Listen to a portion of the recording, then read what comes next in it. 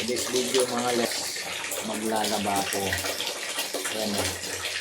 Dami kong labahan.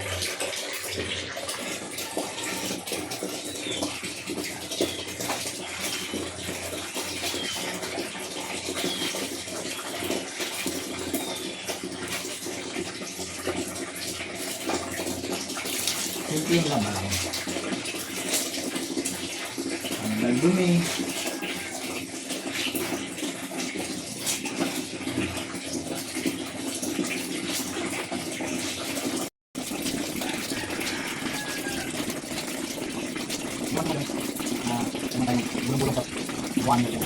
Eto, konting kusot lang yan, nababad na yan, kaya mabilis na lang yan.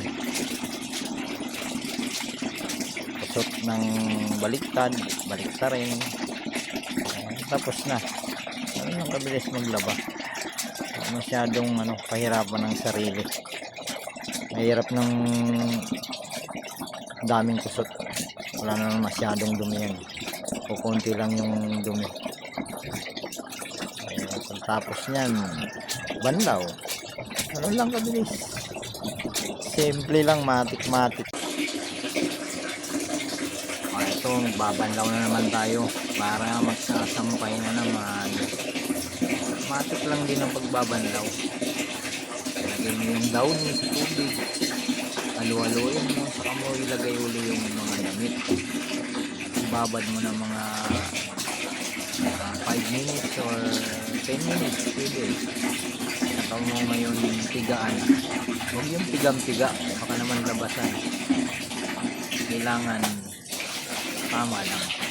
Kasi sobrang tiga mo, minsan nasisira yung mga tahid ng damit, napuputol.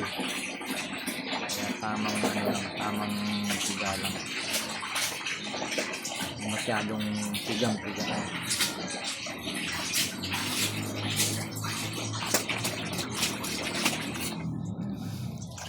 Ito, malapit na, konti na lang, patapos na yan. Ito, magsasampay na naman tayo. Nandito na tayo sa area ng sampayan sa itaas ng bahay. Sampay-sampay. Yun yung lakad ko, medyo mapilay-pilay kasi nakalmot ng pusa. Yung pa ako nakagat pati. Kaya masakit ihakbang. Ayan o. Okay lang, at least nakakalakad pa rin. Kaya sampay-sampay na para tapos na. Tapos pahipahinga na. Happy Friday sa inyo mga idol and mga followers. Thank you. Follow and support na lang po. Thank you very much.